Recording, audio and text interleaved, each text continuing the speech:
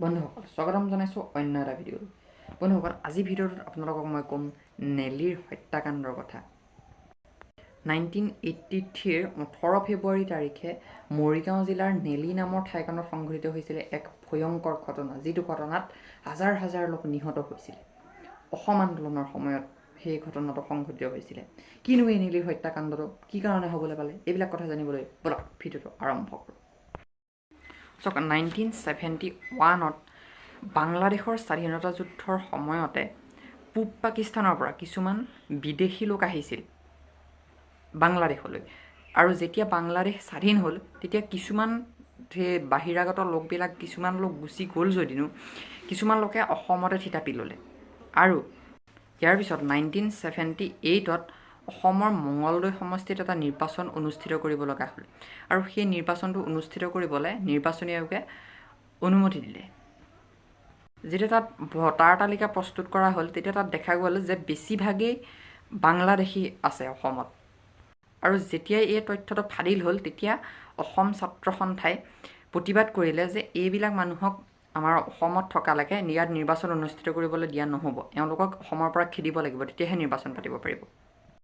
আৰু তাৰ পৰিপ্ৰেক্ষিততে অৰ্থাৎ সেই বিদেশীবিলাকক অসমৰ পৰা বিতাড়িত কৰাৰ স্বাৰ্থতে 1979ৰ পৰা 1985লৈ এক বৃহৎ আন্দোলন সংঘটিত হৈছিলে অসমত ছাত্ৰ সন্থাৰ নেতৃত্বত।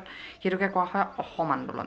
আৰু এই অসম আন্দোলনৰ ফলত বিভিন্ন ঠাইত বিভিন্ন ধৰণৰ মাৰপিট, হত্যাকাণ্ড ইত্যাদি সংঘটিত হৈছিলে।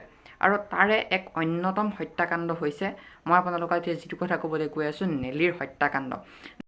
1983 চনৰ 18 ফেব্ৰুৱাৰী তাৰিখে কি হৈছিলে যে তাত মাৰপিট চলিছিলে, মানুহক হত্যা কৰা হৈছিলে।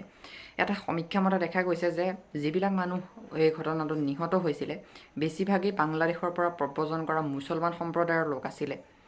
আৰু আন কিছুমানৰ মতে ক'ব খোজে যে সেই ঠাইখনৰ যিবিলাক অনুসূচিত জনজাতিৰ লোক তেওঁলোককে পৰিকল্পিতভাৱে বিদেশী সজোৱা হৈছিলে।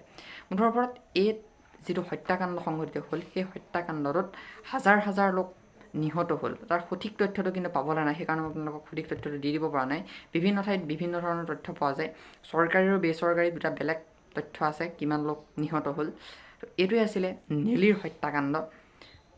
আৰু অকল নেলীতে নহয়, মানে বিভিন্ন ঠাইত বুটুনি, ইন্দুৰমাৰী ইত্যাদি ঠাইবিলাকতো এনেকুৱা হত্যাকাণ্ডবিলাক প্ৰায়ে সংঘটিত হ'বলৈ লৈছিলে। তাৰপিছত কি হ'ল, যেতিয়া এই হত্যাকাণ্ডটো সংঘটিত হ'ল তেতিয়া তাৰ পিছত বিচাৰ কাৰ্যৰ কাম আহিলে। বিচাৰ কাৰ্য সম্পাদন কৰিবলৈ এখন তিৱাৰী কমিশ্যন গঠন কৰি দিয়া হৈছিলে ত্ৰিভুৱন প্ৰসাদ তিৱাৰীৰ অধীনত। কিন্তু এই তিৱাৰী কমিশ্যনখনে ভালদৰে অনুসন্ধান কৰিছিলে যদিও এই সময়ত হিতেশ্বৰ শইকীয়াৰ যিখন কংগ্ৰেছৰ চৰকাৰ আছিলে সেই চৰকাৰখনে এই তথ্যটো ফাদিল হ'বলৈ নিদিলে। অৰ্থাৎ কি কাৰণে সংঘটিত হ'ল, কিমান মানুহ মৰিলে বা কিয় হ'বলৈ পালে, কোনে কৰিছিলে হত্যাকাণ্ড, সেই তথ্যবিলাক ফাদিল কৰি নিদিলে ৰাইজৰ মাজলৈ। আৰু সদৌ শেষত 1985ত অসম চুক্তি স্বাক্ষৰিত হোৱাৰ ফলত হোৱাৰ লগে লগে এই অসম আন্দোলনটোৰ পৰিসমাপ্তি ঘটিল। এই অসম চুক্তি স্বাক্ষৰিত কৰাৰ সময়ত তেতিয়া অসম ছাত্ৰ সন্থাৰ সভাপতি আছিলে প্ৰফুল্ল কুমাৰ মহন্ত, আৰু ইভাগে মানে ভাৰত চৰকাৰৰ কেইজনমান নেতা আছিলে সেই চুক্তিখন স্বাক্ষৰিত কৰাৰ সময়ত, আৰু ৰাজীৱ গান্ধী প্ৰধানমন্ত্ৰী উপস্থিত আছিলে। সেই চুক্তিখনে অসম আন্দোলনটোৰ পৰিসমাপ্তি ঘটালে। তো এইটোৱে আছিলে নেলীৰ হত্যাকাণ্ড, আপোনালোকক ক'লোঁ।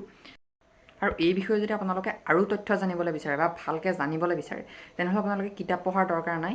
নেলীৰ কথা বোলে এখন চিনেমা আমাৰ চিনেমাগৃহত মুক্তি পালে, সেই চিনেমাখন আপোনালোকে চালেই হৈ গ'ল। ইউটিউবত দিছে নে নাই মই চোৱা নাই বাৰু, কিন্তু এই চিনেমাখনতে মানে গোটেই হত্যাকাণ্ডটোৰ A to Z গোটেই তথ্যবিলাক আপোনালোকে পাব। তো এইটো আছিলে ভিডিঅ'টো। যদি ভাল লাগিলে তেনেহ'লে ভিডিঅ'টো লাইক কৰিব আৰু চেনেলটো ছাবস্ক্ৰাইব কৰিবলৈ নাপাহৰিব।